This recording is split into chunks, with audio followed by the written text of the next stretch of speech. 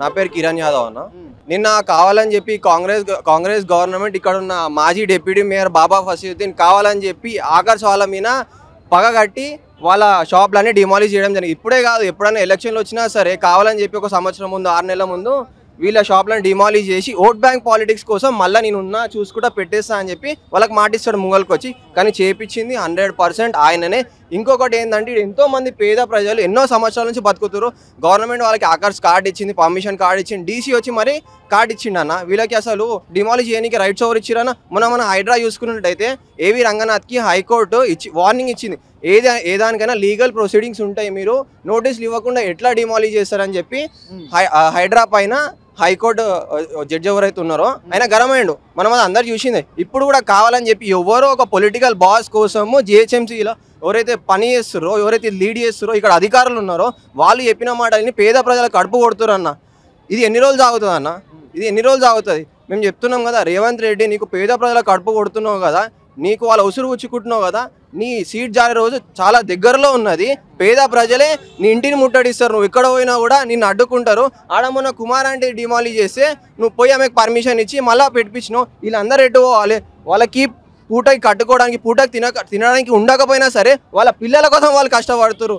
వాళ్ళు ప్రతిసారి ఈ గవర్నమెంట్ వచ్చి ఎవరో ఒకరు జిహెచ్ఎంసీ నుంచి వచ్చి ఎవరో ఒక బాస్ చెప్పిండని చెప్పి, పొలిటికల్ బాస్ చెప్పిండని చెప్పి ఎవరో వచ్చి కులగొట్టడానికి వస్తే వాళ్ళ పొట్ట కూలిని చేతిలో పట్టుకొని ఉరికిపోతున్నారు వాళ్ళు. లేదంటే వాళ్ళ ఏదైతే మిషనరీస్ ఉన్నాయో అన్ని డ్యామేజ్ చేస్తారు. ఎంత నష్టం జరుగుతుంది వాళ్ళకి ఎవరు న్యాయం చేస్తారు? ఇంతకీ ఎంతోమంది ఇక్కడ నిన్న డిమాలిష్ చేయడం జరిగింది. అమ్మ ఎవరన్నా ఉంటే మాట్లాడండి, ఎవరైనా దుకాణాలు ఉంటే మీరు మాట్లాడండి. ఫస్ట్ ఒకసారి చెప్పండి, మీరు ఎట్లా బతుకుతారు చెప్పండి అమ్మా. మీరు ముంగల్కి వచ్చి చెప్పండి ఎట్లా బతుకుతారు. నిన్న చెప్పిన ఇప్పుడు చెప్పిన తీయమన్నాడు. బోండాల దుకాణమే. కనీసం ఇన్ఫర్మేషన్ ఇవ్వకుండా వచ్చి మమ్మల్ని ఇట్లా ఇబ్బంది పెట్టడం తీయడం న్యాయం కాదు కదా. మమ్మల్ని మాది ఊకే పోదు కదా, ఉసురు తలుగుతుంది. మరి అసలు అది ఎవరు చేస్తున్నారు ఏం కదా మాకు తెలవాలా? అసలు ఏందో ఎవరాళ్ళు చేసేది? ఇట్లా ప్రభుత్వం అంటే ముంగటికి రావాలే కదా, ఎవరు చేపిస్తారు అనేది మాకు తెలియదు కదా, తెలవాలా? మరి సడన్ గా వచ్చిర్రు తీరి అని తీసేసిండ్రు. మాకు మళ్ళీ పర్మిషన్ కార్డ్స్ ఇవ్వడం ఎందుకు? మమ్మల్ని ఇబ్బంది పెట్టడం ఎందుకు? మేమేమన్నా గవర్నమెంట్ జాబ్ల గురించి బాధపడుతున్నామా? గవర్నమెంట్ జాబ్లు అడుగుతున్నామా మేము? మా బస్తీలో మేము బతకడానికి ప్లేస్ అడుగుతున్నాం. ఆయన ఇప్పుడు చెట్టింది కాదు, 30 ఏళ్ల నుంచి బ్రతుకుతున్నాం మేము. మేమేమన్నా ఇది చేస్తున్నామా? అక్కడ గంజాయిలు అమ్ముతున్నామా? దొంగతనం చేస్తున్నామా? లంగతనం చేస్తున్నామా? ఏం చేస్తున్నాం? మేము బ్రతుకుతున్నాం, బ్రతకడానికి చూసుకుంటున్నాం, కానీ ఇంకేమైనా చేస్తున్నామా మేము? ఇప్పుడు నిన్న అగస్తంగా వచ్చేసి పోలీస్ ప్రొటెక్షన్ అందరు ఎందుకు వచ్చిరో ఏమొచ్చో మేము అనుకున్నాం. కానీ తర్వాత ఎరికైనట్లు మొత్తం ఫుట్పాత్ తీస్తున్నాయి. ఫుట్పాత్ మేము ఎవరికి ఏం ప్రాబ్లం చేస్తున్నాం? మేము అసలు ఏం చేసకపోతే మాతో బాధ ఏముంది? మాతో ఎవరికైనా బాధ పెట్టినామా? ఎవరికైనా డిస్టర్బ్ చేసినామా? ఎవరు చెప్పండి, ఎవరు మాకు అవకాశం ఇవ్వండి, మాకు టైం ఇవ్వండి. పెద్దోళ్ళు దానికి వస్తాము, వాళ్ళ ఎన్నో అప్పని అనుకుంటాం, మేమేం తప్పు చేస్తలేము. మళ్ళీ మేమంటున్నాం సరిదిద్దుకుంటామంటే లేలే అవన్నీ కాదు, ఫస్ట్ తీయరా ఫస్ట్ అవన్నీ కాదు. ఫుట్పాత్ మీద ఎందుకు పెట్టి మీరు పెట్టే అవసరం మీరు ఏముంది? అరే చెప్పండి. మేము మా బతుకు రియల్ కొత్త ఏం పెట్టాము, 18 సంవత్సరాలు పెట్టుకుంటున్నాము. ఈరోజు మాకు మీరు ఎంబడి పడుతుంది కాదు మేడం, లేదు అవన్నీ మొత్తం పీకేసారు. అరే ఆగండి మేడం అని ఎంబడి పడుతున్నాయి. నన్ను అరెస్ట్ చేసి తీసుకుపోయి పోలీసు అందరు తీసుకుపోయి డీసీఎం గుంచుకొని నా కొడుకు గుడికి వచ్చిడు, నా అబ్బాయి గుడికి వచ్చిడు, నా పిల్ల డిగ్రీ కంప్లీట్ అయింది. ఇప్పుడు నా అబ్బాయిని కూడా తీసుకుపోయి ఎస్సీ పేపర్స్ కూర్చోబెట్టి నన్ను తీసుకుపోయి కేసు ఏమి తీసుకెళ్ళి కూర్చోబెట్టిరు. ఏం చేస్తున్నాం? తప్పు చేస్తున్నామా? మాకు టైం ఇస్తాం, సరిదిద్దుకుంటాము. మేము ఎవరితో పెద్ద మనుషులు దానికి వస్తాం. మేము మొత్తం ఏం ప్రాబ్లం అవుతుంది? ఇప్పుడు మొత్తం కాల్ చేయించారు, గుడి మొత్తం కాల్ చేయించారు. గుడి పక్కని చెప్పండి మీరు ఏం చేశారని చెప్పు. రేపు గుడి కాడ మంచి వచ్చేటే ప్రాబ్లం. ఎవరో డైరెక్ట్ వచ్చిండు, మేము పోయి అడగనికి పోయినాం అనుకో, రేపు కుట్టాల పంచాలు. ఇవన్నీ అవసరమా?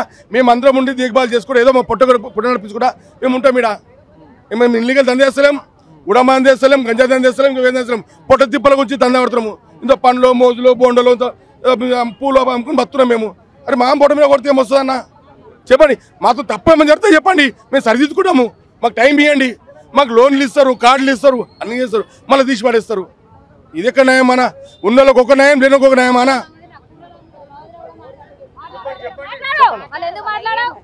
ఇక్కడ కర్రీస్ అమ్ముకుంటాం. మాకు 2 ఆడపిల్లలండి. అంతా ఈ ఏరియా మొత్తం ఎంత సాయంత్రం కాగానే టాయిలెట్ అంతా టాయిలెట్ వస్తుంటారు. మేము మొత్తుకుంటా ఉంటాము, పోయొద్దు ఇక్కడ గుడి ఉంది అని మొత్తుకుంటుంటాము. అట్లనే చేస్తుంటారు వాళ్ళు.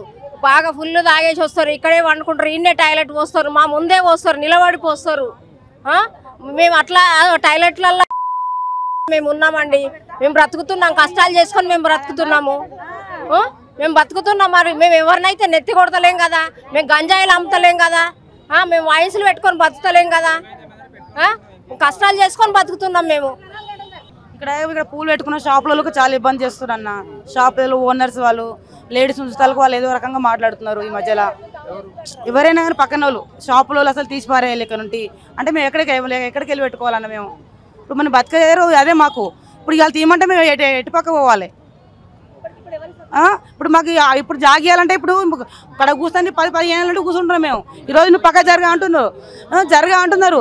తిక్కు ఇక్కడ తిక్కు షాపులో తిక్కు టెన్షన్, తిక్కు రోడ్డు మీద వాళ్ళు టెన్షన్. మాకు ఎట్లా మేము ఎట్లా బతకాలి? ఇంతకు ట్రాఫిక్ వాళ్ళు తీసి దొబ్బేసిపోతున్నారు రోడ్డు మీద పువ్వులు, బిల్డింగ్ వాళ్ళు, షాపుల వాళ్ళు, అందరి ఇట్లా వేస్తే ఎక్కడికి వెళ్ళాలి మరి? ఆడవాళ్ళకు చూస్తే వాళ్ళకు రెస్పెక్ట్ లేకుండా చేస్తున్నారు. ఎందుకు ఇట్లా చేస్తున్నారు? ఆడవాళ్ళు అంటే అసలు మనుషులు కదా, వాళ్ళ నోటికి ఏదో ఒకసారి మాట్లాడుతున్నారు. చెప్పుకుంటే అది మాకే అసలు మాట్లాడే పోలీసులు కాదు, షాపులు ఉన్న వాళ్ళు కానీ ఇల్లు ఉన్న వాళ్ళు కానీ. ఓకే, అంటే ఈ బోడబండ చుట్టూ మాత్రము ఈ బస్ స్టాప్ దగ్గర 2 టెంపుల్స్ ఉంటాయి. అంటే ఈ టెంపుల్స్ను పెట్టుకొని కొంతమంది పువ్వులు అమ్ముకుంటారు, కొంతమంది పండ్లు అమ్ముకుంటారు, కొంతమంది చిన్న చిన్న వ్యాపారాలు చేస్తుంటారు. టీ షాప్ నుంచి మొదలుకుంటే చిన్న చిన్న వ్యాపారాలు మాత్రం చేస్తారు. అంటే ఇక్కడ ఏం మేము 2 నంబర్ దందా చేస్తలేము, గంజాయో సారాయో ఏదో అమ్ముతలేము.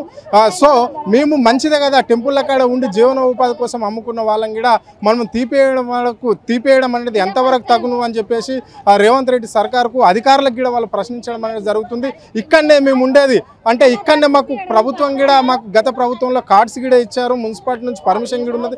మినిమం చిన్నగా మాకు ఒక నోటీస్ ఇవ్వకుండా కూడా మమ్మల్ని వాళ్ళు ఇక్కడ తొలగించడం అనేది చెప్పేసి ఎంతవరకు కరెక్ట్ అని చెప్పేసి వాళ్ళు ప్రశ్నించడం అనేది జరుగుతుంది. అంటే దాదాపుగా మేము ఈ రోజు కాదు వచ్చి ఉన్నది, అంటే ఈ 10 నెలల నుంచే మేము రేవంత్ రెడ్డి సర్కార్ వచ్చి నుంచి ఇక్కడ ఉండలేము. దాదాపుగా 30 ఏళ్ళ నుంచి ఇక్కడ మేము చిన్న చిన్న వ్యాపారాలు చేసుకుంటున్నాము. కూరగాయలు, పూలు, పండ్లు ఇలాంటి చిన్న చిన్న వ్యాపారాలు అమ్ముకుంటూ మేము జీవనం, మా పిల్లలను మేము సాదుకునే పరిస్థితి అయితే కనిపిస్తుంది. ఏ ప్రభుత్వం మాకేమీ ఇవ్వలేదు. సో మేము అవసరమైతే ప్రతి పండుగ కూడా అధికారులకు కావచ్చు, ఇక్కడ ఉండే ట్రాఫిక్ పోలీస్ సిబ్బందికి కావచ్చు, జిహెచ్ఎంసీ అధికారులకు కావచ్చు, ఎవరికైనా సరే మేము ప్రతి పండుగకు మామూలు కూడా ఇస్తున్నాము, ఎన్నో కొన్ని డబ్బులు కూడా ఇస్తున్నాము, తీసుకుపోతున్నారు. వాళ్ళు మా ఇష్టానుసారంగా మా మీద వాళ్ళ పెత్తనం చేస్తున్నారని చెప్తున్నారు. సో మేము ఇక్కడికి వెళ్ళి మీరు తొలగించినా మేము పోము, మాకు ఇక్కడనే కావాలి, ఇదే జాగా కావాలి, మేము మీనే బిజినెస్ చేయాలి అని చెప్పేసి వాళ్ళు కోరుతున్నారు. జిహెచ్ఎంసీ అధికారులకు ఎలాంటి పర్మిషన్ లేకుండా మమ్మల్ని ఎందుకు తొలగించాలి? ప్రభుత్వం ఎందుకు మా మీద కక్ష కట్టింది? మాలాంటి పేదోళ్ళే ఈ ప్రభుత్వానికి టార్గెటా?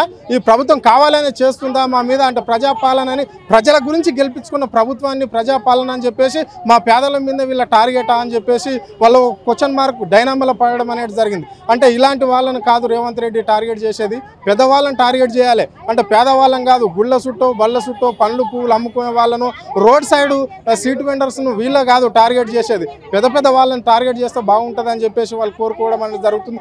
ఏది ఏమైనా కానీ మేము ఈ బస్ స్టాండ్లకి వెళ్ళి జరిగేది లేదు, మేము ఇక్కడనే ఉంటాము, ఇలాంటి చిన్న వ్యాపారాలు చేసి మేము బతుకుతామని చెప్పేసి వాళ్ళు చెప్పడం అనేది జరుగుతుంది. కెమెరా పర్సన్ ప్రవీణ్తో హరుణ్, ఆద్య టీవీ, హైదరాబాద్.